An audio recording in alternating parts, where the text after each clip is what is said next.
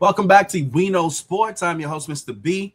Today we are discussing the NBA playoffs. That time is upon us, where the best teams from the 82-game regular season qualified to be in the playoffs. Now, there's brackets both on the East and the West Coast, and we're going to join Inside the NBA to break down the brackets of what those teams look like. Then we'll hone in a little bit more on the West. That seems to be the stronger division in the moment because the reigning champions is the OKC Thunder, and we're going to break down their bracket on that side as well. So without any further ado, let's jump right into the video and see what the NBA playoff picture looks like.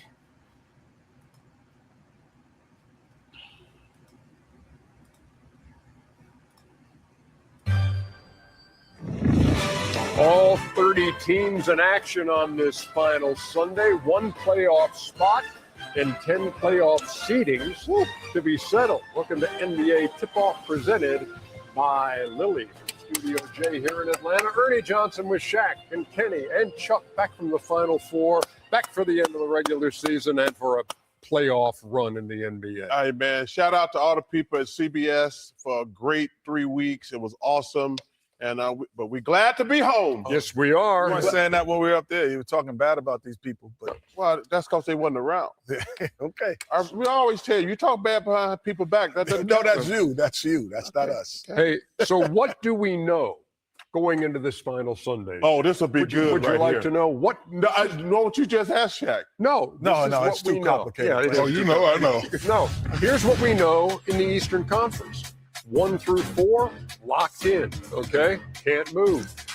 5 through 10 could all change after today's play. Meantime, Hawks against the Cavaliers will be delicious. Western Conference.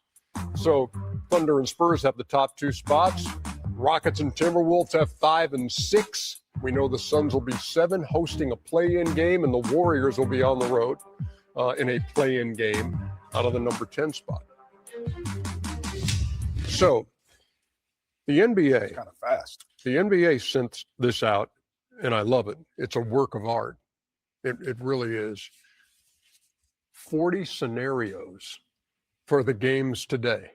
You know what I call that? For the what? Waste of time. Ernie Lytics. It is, man. I Ernie saw Lytics. this. I saw this on my printer at home, and I was like, "Oh, Because you got to memorize. I this already know thing you got to is memorize. Unbelievable! It is tremendous. Somebody had too Look much at this. time on their hands. No, that's Ernie the Lytics. Ernie loves league. that. No, the league trying to help us out, saying, "Look, here are all the scenarios for if a team loses and a Kenny, team wins." And I all got that. 4 degrees. I have no idea what I'm doing. Yeah, no, this is. No, Ernie got it. It was ordered yeah. donuts. And Oh, I would know. I all, got it. everything that. Oh, this is great. Called the neighbors, told them to come over and take a look at it. Had a barbecue. Ernie So- Lytics. So let's move on. Look, I could take a few hours and read all of this to you, all the what ifs, but a much better way to put this day into perspective is by hearing the rat-a-tat-tat delivery of our old school correspondent. Here is Scoop D'Agostino. Mr. and Mrs. North and South America and all the ships at sea, let's go to press. Jump in, Judy. My head is spinning. All the playoff scenario. How to make sense of all the mumbo jumbo? Well, our crack investigators have been on the case to bring you all the combinations and permutations to get set for next week's playoffs. Out east, here's what we know so far. The top 4 seeds have all been decided, with Detroit, once again the bad boys on top, followed in order by Boston, New York, and Cleveland. The Hawks, thanks to 20 wins in their last 25 contests, can clinch the 5 seed with a win over Miami or a Toronto loss to Brooklyn. Atlanta can be no worse than 6th in the East. Go ahead, Shaq. Get it out of your system. Feel better now? Now here's where it gets dicey. Toronto can finish as high as 5th or as low as 8th. Topping the Nets guarantees the Raptors are no worse than 6th. Orlando and Philly can get to 6 with some help, but worst case scenario is 8th and a head-to-head matchup for the 7th seed in the play-in. The back half of the East play-in is comprised of Charlotte and Miami. The Hornets have a leg up on preserving home court advantage in the 9-10 game, needing a win over the Knickerbockers or a Miami loss to Atlanta to avoid heading to South Beach to fight for the playoff lives. Still with me, gentlemen? Good. Now, here's the West Side story. OKC and San Antonio are locked into the 1 and 2 seeds, respectively. And Houston and Minnesota own the 5 and 6 seeds, avoiding the play-in. The Nuggets and Lakers will wrestle for the 3 seed, with injury-plagued LA needing a win over Utah and a Denver loss to San Antonio to leapfrog the Nuggets for 3rd. Also locked in, Phoenix to the 7 seed and GSW to the 10th spot. Still to be decided, Portland's magic number is 1 to preserve the 8th spot. But the LA Clippers, who after starting 6 and 21 have gone 35 and 19 since, need a Portland loss and their own win against Golden State to take on Phoenix in the 7-8 matchup. All other teams have been eliminated and wait for ping pong balls to bounce their way come May. But the only matchup we know for sure is that the Hornets play the Heat in the East 9-10 game, leaving a lot at stake on the final day of the regular season. Someone say steak? I like steak, just like Chuck, even if he needs to cut it all up before he takes a single bite. As always, we're giving you the scoops on hoops and eating rituals right here on This Week in the NBA. The inimitable Scoop D'Agostino. I don't know what that means. If that means idiot. That's Never imitated. I think he knows a lot about you. He knew how you cut your steak. Yeah. Well, I mean, he's also the producer of I the. didn't think you should cut one piece of steak at a time. You should. Yeah. That's Like how a you- man. No, you don't. You cut your whole steak up. No, children Dennis do did that. it. No, you do. You Children cut it do all that. up, let it get cool, and then eat it. That's a No. great idea. It ain't. Why you act like the steak gonna be there like an hour? Well, yeah, with you. I mean, you're the same guy who told me there's difference in toilet paper. Yeah, there is. There No, is. that's not a Yeah. difference in Yeah, toilet there's paper. 2-ply, Sherman, 1-ply. Hey, nope. Sherman. There's no difference between 1-ply and 2-ply. Yeah, it is. Just have to ball up a little bit more. Anyway, as I was saying, so if Orlando beats Boston Mm. and Atlanta beats Miami and Charlotte beats New York and Oh, Milwaukee beats Philly Man, we're gonna be and here Brooklyn a minute. beats Toronto, Atlanta will be the 5 seed, Orlando will be the 6 seed, Toronto the 7th, Can we just Philly wait till it the 8th, happens? Charlotte the 9th, and Miami the 10th. We just wait till it happens. Now, Well, this is if this Orlando was an wins and hour. Atlanta wins, no, I love this thing. That's the greatest. Thank you, Mark Broussard at the NBA. It's great Is he stuff. related to Chris Broussard? No, he's not. Okay. But thank you for asking. So, look, Orlando's got something to play for here, but they also need some help as they play in Boston today. I think right now is if you're in these scenarios, the one thing that you're doing is you want to have possibly some momentum. So you're playing for momentum. Then the excuse is if you lose, well, it doesn't really matter. We don't need this. So I'm not sure if you're on the teams that are playing for position to like 7-8. So you only get one play-in game. That's huge. Yeah. Those things Well, are huge. getting into the playoffs themselves, this is what well, the Magic are trying to avoid the So- play-in. So this is what I would do if I'm like, hey guys, If you're who? anybody, Okay. let's just win our game and see what happens. and see what happens. I'm not gonna sit here and say, well, if we lose and then this other team wins or they lose, we get like, no. The right thing to do, let's just win our game and we'll worry about all this stuff around midnight tonight. And I've been here 12 years, probably the second time I agree, Chuck. You just have to take care of your business today and not worry about us. Because if you took care of business, you wouldn't have been in this position. But you still have one chance to take care of business. So we take care of business and don't worry about what everybody else is You doing. only been right twice in 12 years? No, you only been right twice. No, okay. Yeah, you. Nice try. Yeah, you. Orlando does have your boy, Franz Wagner.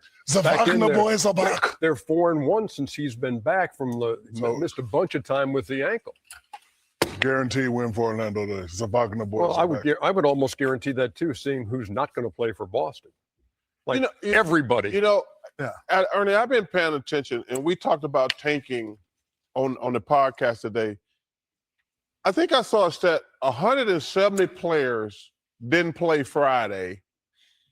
To me, as much as I love Adam Silver, we've got to do something, man. We can't have 170 starters basically not play in games. That Okay, but question. What if we got our fate sealed and we just want to get proper rest going to the playoffs? Is that 170 players do not have 170. No, you're right. Like, but I'm like, just listen, saying. It'd be hard to have 170 starters sitting since there are 150 in the league. Yeah. Well, That's do it an Auburn again. education. I'll hit a Ernie. man with glasses right That's an between Auburn them. education, Yes, sir. America. But seriously though, 30. if you're gonna raise Jaylen Brown, pretty You simple. better math. check out where you're getting your You information. don't need Wembanyama for this one. Like, no, Go ahead and make your point. Jaylen Brown and Jason Tatum okay, we got nothing to play for.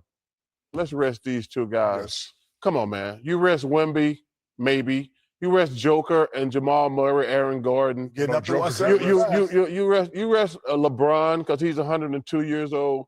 But all these dudes just sitting out. That's just disrespectful, man. Well, I think the sitting out 2 weeks ago.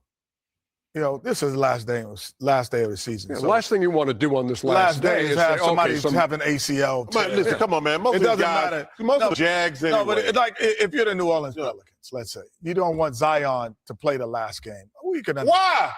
He rested up the last 3 years. No. You can't risk that. Are you bro. serious? He's been hurt. Come on, He's come been on, hurt Kenny. prior. Kenny, you're just being You can't ridiculous. risk. You're not going to make the playoffs. Kenny. 2 weeks ago, different. So he's not getting a check? But I think that He's not getting a check? There's a way to. If you're in the playoffs Come on, and your man. guys, There's need a way to rest, yeah, but circumvent no. that. Come on. If you're in the playoffs and If you're in the playoffs and you you're guys locked need to down. rest to get prepared for Come on, the man. But here's postseason, here's one that'll really get under your skin, Chuckster. So Brooklyn's playing Toronto today in Toronto, and Toronto needs that win. Yes. Because they could be number 5 still, but they can knock down the 6th spot for sure. And Brooklyn is resting everybody. See, Brooklyn is. Ernie, You that's should just see the injury disrespectful, report man. on the Brooklyn. It's unbelievable. Come on, man. That's disrespectful, Kenny. Yeah, Would you you can't agree do with that. that? Well, you could circumvent it in a couple of ways. Okay, well, give me just one of them because I don't want to hear your other BS on the second one. Okay. Or the third one. Well, you could circumvent it by not giving people more lottery balls. You mean what I've been saying the whole time? You can't. You can do that. You can make it a cap at a certain point. No, just one ball. just no. Meaning, like if you didn't make the playoffs, That's it. you just didn't make the playoffs. That's what. That's we what might be in I've the been Western saying Conference this. playing against the Thunder and the Spurs and the Nuggets, who are better what we need to teams do? possibly. than the Shaq, two teams let in me the just Eastern make this one Conference. point. I've been saying this for years. Now teams just they've been tanking for like 3 months. Every team that does not make the playoffs should get one ball. You can't improve your chances losing. Every team gets one ball. That would be the fair way to do it. Because we got Where else teams in the world deficiency you get a reward nowhere for? else. I Nowhere don't, else. I'm trying to think. You get a reward for deficiency. The only with our stupid NBA crap. That's it. There you go. Come on, man. Stop doing that, man. Just give everybody one ball. That would stop tanking. Orlando needs a win at Boston tonight. They need Toronto to lose to the Brooklyn Nets in order to move from the play-in to the Well, I playoffs. don't think it's the Brooklyn Nets. It's more like the Queens Nets. The No, guys Queens that- big the money, man. That ain't Queens. Oh, see, there you go, trying to rap again. Look at Jimmy Butler taking a look at the sheet. The sheet is unbelievable. Yep. Oh, by the way, so if Boston wins Oh my God. and Atlanta wins, Charlotte I started.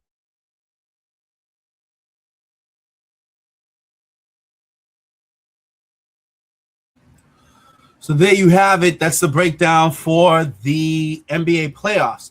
Now we're going to drill down a little bit more into the Western Conference champion, Western Conference bracket to understand the matchups a little better and to hopefully see who may come out of that. Now, I found a great site. The guys over there does a good work breaking things down. It's called Basketball Reach. And they do a good job breaking down the first round in the Western Conference between the matchups and who they think may pull off in those matchups. So let's go ahead and play that. This is every Western Conference first round series explained. And we're starting with the 2-seed Spurs up against the 7-seed Blazers. Portland just came through a really tough physical play-in win over the Phoenix Suns, and the reward for that is drawing a 60-win Spurs team that also won their regular season meetings 2-1. And like most 2v7 matchups, this is a brutal ask for the lower seed. Now, I do think Portland has the ability to make it tougher than people expect for stretches, and I believe this because they do have experienced guys like Drew Holiday and Jeremy Grant, who were both great in that win over the Suns. Portland also has Denny Abdia, and he's a real handful to guard because he's so good at getting downhill while also getting to the free throw line more than anybody. So this is not me saying that the Blazers have nothing, because that's simply not true. They have enough toughness, enough size, and enough real players to make this a competitive battle. But the big problem is that they're taking one of their biggest weaknesses into one of the worst possible matchups for it. The Trailblazers turn the ball over more times per game than anybody in the NBA this season. And coming up against a defensive juggernaut like San Antonio, I'm just not sure if they're going to be able to survive that. This Spurs team is way too good defensively. Wembanyama is basically a one-man defensive system around the rim, and around him, they have so much quickness and length to still be able to pressure you on the perimeter as well. So if you're already a sloppy offense at times, this is the kind of series where it could get really ugly really quickly. And that is why, even though I think Portland are going to have some pretty good moments in this series, I just do not see how they're going to be able to score the ball cleanly enough to actually win the matchup. To stay close in a game against the Spurs, you do have to be sharp offensively. You have to value the ball. You've got to be able to make quick decisions, and you have to take advantage of the small windows that you get. And that is just not something I can trust this Blazers team to do consistently enough to win a full series against this level of a defense. Then on the other side of it, San Antonio is just winning games with defense either. They've also been one of the better offensive teams in the NBA as well, particularly over the latter half of the season. And yes, I do think the playoffs are going to make that naturally harder because the physicality goes up, the attention to detail is going to go up, and this is still a Spurs team with not a lot of playoff experience. But even with that said, I still think Portland is going to have their hands full trying to contain them. Castle, Fox, and Dylan Harper all apply real pressure on the rim, and with that, they force help, they force rotations, and they're always creating open threes for others. And on top of that, you've still got Victor Wembanyama sitting over everything as the biggest matchup problem in the series. So for me, that is what it all comes down to. I think Portland is going to be tough enough to compete. I really think they can scrap and make a couple of games super uncomfortable. But San Antonio is just undoubtedly the better team. So I would be picking the Spurs to win this series in 5 games, and maybe 6 if Portland really drags it into the mud. Now, let's move on to our next first round matchup. And this is where we have the 4-seed Lakers up against the 5-seed Rockets. The Lakers did win the regular season matchup 2-1. But I also do not think this is one where the heads-ahead really tells you the full story, because this series mostly comes down to one question. Is Luka Doncic playing or not? Because yes, there are other things that are going to matter here, but that is the first thing everyone's going to look at, and it should be. This is not one of those series where injuries are just part of the narrative. Injuries are legitimately going to be the story, because if Luka is unavailable to play, then I think this matchup becomes pretty easy to understand. Houston would just have too much. They're younger, deeper, more athletic, and they can keep bringing pressure at you for a whole game. And without Doncic, the Lakers would be asking LeBron to have to create way too much offense by himself against the up, they can dominate you on the glass, and they can just make life inherently difficult. So if the Lakers are missing their two best shot creators, given Austin Reeves is also out, then I just think they're in a brutal spot. At that point, this isn't really about some deep tactical battle. It's really about whether or not the Lakers are going to be able to score enough to stay alive. And I don't think they'd be able to without Luka over the full 7-game series. Now, if Luka Doncic does play, then the whole narrative shifts, because then it's not just Houston being younger, fresher, more physical, and just trying to overwhelm the Lakers with that. Because now the Lakers actually have someone who could control the game, someone who can slow things down, settle possessions, and create quality offense even when the game is ugly. And that matters so much in a playoff series, because the Rockets have real strengths, but they're also a team I think you can drag into a half-court game and probably have a lot of success. And this is where the Lakers become inherently dangerous, because with Luka available, now you've got him and LeBron controlling possessions instead of just LeBron trying to solve everything by himself at the age of 41.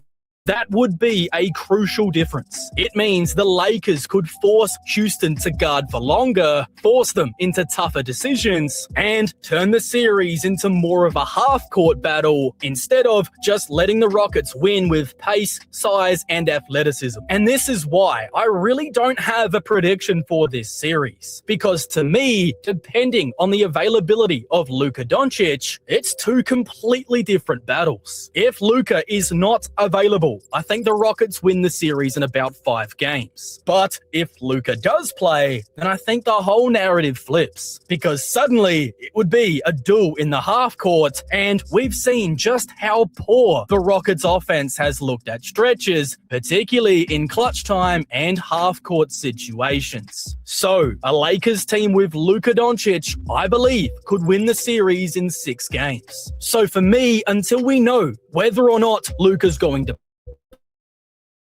play, I can't really give you a concrete prediction. And just quickly, if you've been enjoying the video so far, then make sure to like the video and subscribe if you're new to the channel. It helps me out a ton, and with the playoffs now here, there's going to be a lot more content coming out just like this one. But now, let's get to the best series in the Western Conference first round, because I believe Denver versus Minnesota is going to be nothing short of cinema. The Denver Nuggets won the regular season series 3-1. And I think that really matters in this matchup, because this doesn't feel like a straight up rerun of what we've already seen before. To me, this is easily going to be the best first round series. Not because it's the hardest to pick, but because it feels like the biggest fight. This is the one with the most star power, the most real tension, and a legitimate rivalry. When we look back at Denver versus Minnesota, we all remember that second round series where the Nuggets choked a 20-point lead in Game 7 and the Timberwolves won the series on Denver's home floor. So coming into this one, I wouldn't blame you for asking why can't the Wolves do it again? But I don't believe it's that simple, and I just don't think this matchup is built the same way that it was back then.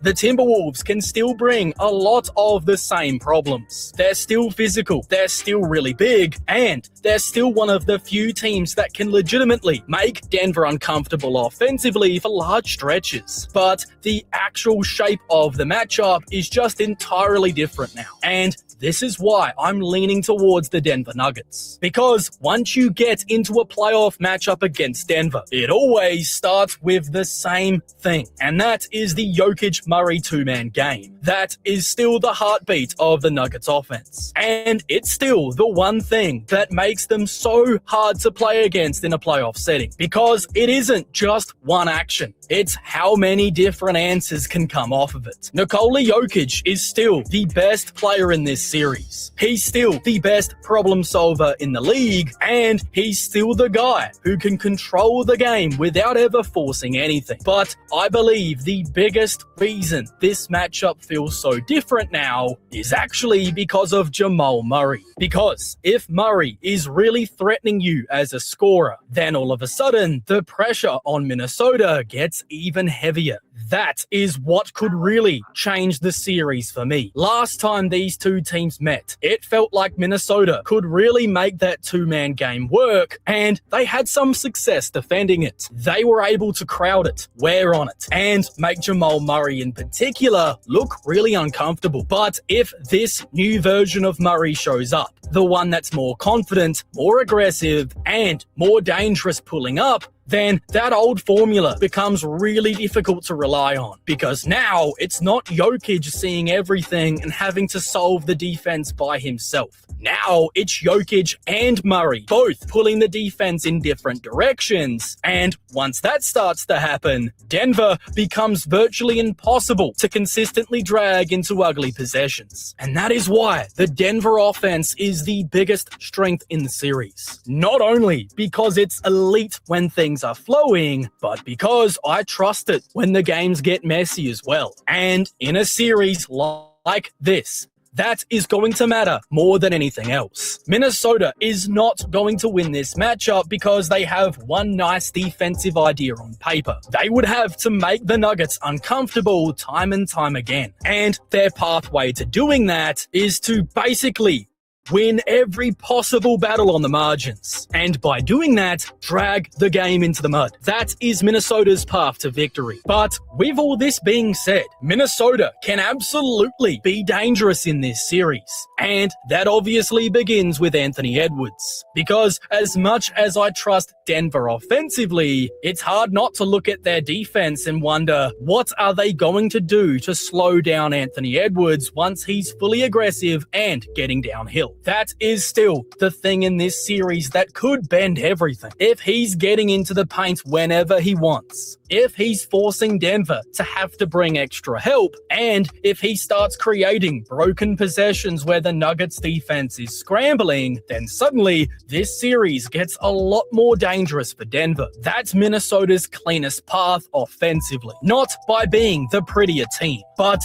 by creating enough force that the game starts to move away from Denver's comfort zone. And this is where I also think Julius Randle becomes such a big talking point. Because to me, he's absolutely the hidden swing piece in the middle of all of this. Minnesota absolutely needs him because they need another scorer. They need another guy who can get downhill, and they need someone else to help take the burden off of Ant. Because if everything becomes Ant trying to solve a loaded up defense time and time again, I think that's just asking too much. But at the exact same time, I think Randle is also the kind of player Denver is going to look at and try and turn into a problem. Can they bait him into holding the ball for too long? Can they tempt him into slowing down the possessions and going ISO? And can they continue to drag him into actions defensively, particularly if they can get him matched up against the Joker? And for me, this is why Randle is so important. He's one of the clearest ways Minnesota could create extra pressure, but he's also one of the clearest places Denver could attack back.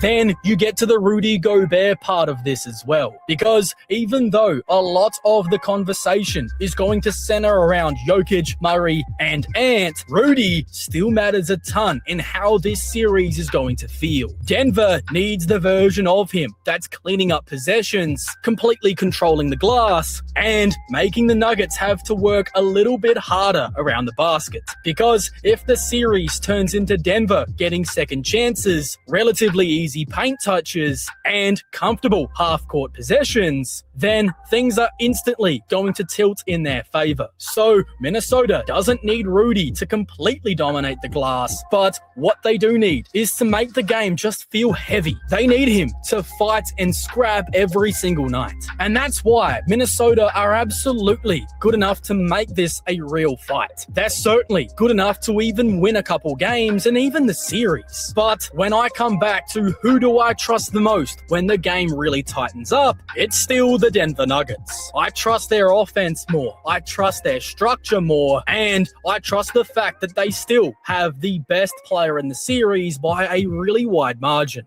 And in a matchup that's going to be this physical and this complicated, the superstar factor matters even more. So this is where I land. This is easily going to be the most competitive first round series in my opinion. But despite that, I also think that the Nuggets just have more answers. And I think that's eventually going to show up over the course of a 7-game series. So my pick in this one is the Denver Nuggets to win in 6 or maybe 7. And now that brings us to our final first round matchup. And this is the number 1 seed Thunder up against whoever makes it out of that final play-in tournament spot. The Blazers already took the 7 seed, so the Thunder are waiting on either the Suns, the Clippers, or the Warriors. And honestly, for me, no matter which one of these teams gets through, I still think it ends up looking really similar. I wouldn't pick any of these teams to really threaten OKC in round 1. And if I had to pick a team who has the best chance, it would probably be Phoenix. But even then, I would still only be looking at maybe a 6-game series at the absolute best. Then when we look at the Clippers and the Warriors, I don't even think they're going to be able to get there. The Clippers are just clearly not good enough defensively, and the Warriors are way too thin, especially with Steph Curry still managing a minutes restriction coming into the play-in tournament. And by the time you're seeing this, one of these two teams has been eliminated. So to me, this is pretty simple. Whoever gets the 8 seed is going to get crushed by Oklahoma City in round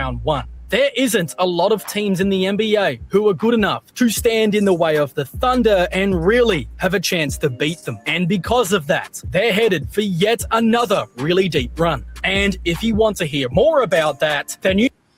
Okay. All right. That was his take. A wonderful breakdown. Definitely go and support his channel. To me, I pick OKC over, it's the Warriors that they're going to be playing on the 8th seed. The Warriors beat Phoenix the other night, and I believe they qualified for the 8th seed. Steph Curry's hurt, even though the guy's phenomenal. I think he scored 27 of his 30-something points in the second quarter. Just phenomenal work that he's been doing over there. So, but the problem is he's injured. He's got a swollen knee. I don't know if that knee is going to hold up for a 7-game series, if it even goes to that point. There's too much firepower over with OKC. They're the reigning champs, and they got their core guys back. So I would definitely pick them to win that game. I think the Denver-Minnesota series,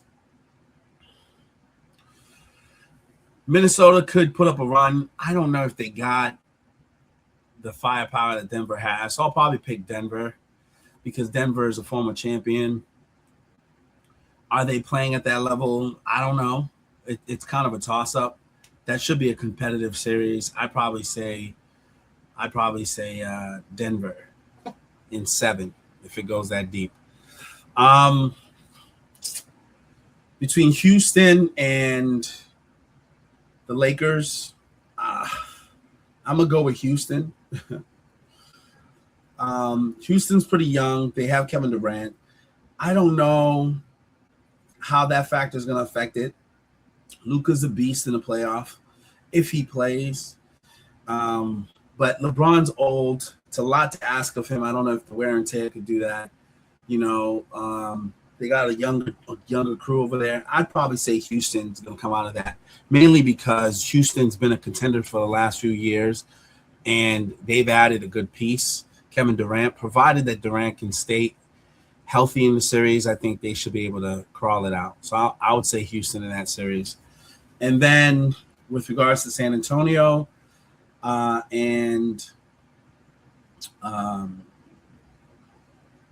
Portland, I'm definitely going to say San Antonio. I think they're probably going to even potentially sweep them. I don't think it's going to be that competitive in that game. So that's the Western Conference. Definitely got to get to the East. Let's see what we're doing with the East. Bear with me 1 second.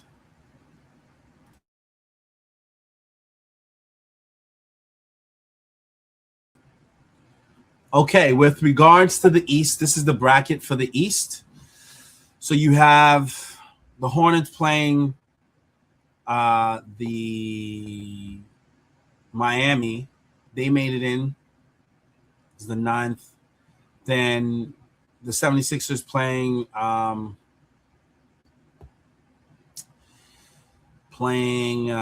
the Magic. So I believe the Hornets won that series and they become the 8th seed. So between the Hornets and the Pistons, I would say the Pistons, they're the first ranked team. They're pretty good. Although the Hornets have been pretty electrifying, I would probably pick the Pistons in that series. The Cavaliers and Toronto, I'm probably going to go with the Cavaliers in that. I like the Mitchell effect. And I think adding James Harden to that picture gives them some firepower that should have them really compete. Although I didn't see Toronto play much this year, I think I'm going to go with Cavaliers. The Knicks and Atlanta, I think the Knicks definitely pull out of that for sure. And I believe – no, actually, yeah. So the Knicks pull out of that. And then I believe the Celtics are playing the Magic because that's who won that game. I'm going to go for my team, the Celtics, to win that. So first round, I'm going Celtics. I'm going Knicks. I'm going Cavaliers. I'm going Pistons on that side. And on the West, I'm going OKC over the Warriors. I'm going Rockets over the Lakers. I'm going Denver over Minnesota, and I'm going San Antonio over Portland. All right, guys, that is my picks. Definitely stay connected to the show.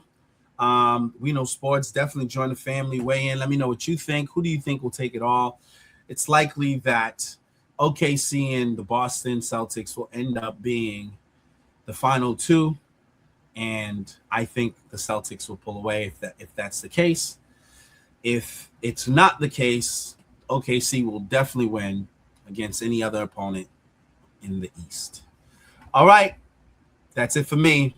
Tune in, stay connected to the show, and definitely comment. All right, guys. Have a blessed day.